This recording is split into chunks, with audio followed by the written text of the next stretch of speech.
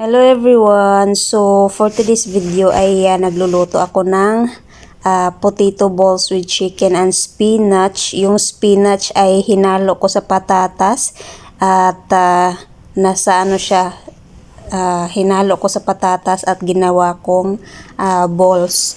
Yung tapos yung sa ilalim niyan is yung manok. So hindi ko parang ni-layer ko lang.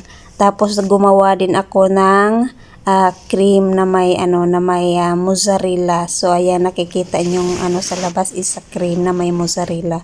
So ayan, tikman na nga natin. So ayan, napaka-cheesy niyan at napaka-creamy. So kita nyo yung mozzarella, ang sarap nito. So sobrang sarap nito, natikman ko doy. Ang sarap. So ayan, spinach. Tapos yung is chicken yung nasa labas. So yeah, ang sarap doy.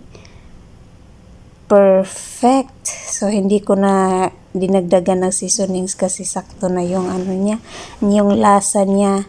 Pati yung patatas pala nilagyan ko din ng konting asin at salt and pepper at saka garlic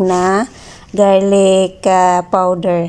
So once again, this is Gio Tida. Thank you for watching everyone. Have a good day. Bye bye.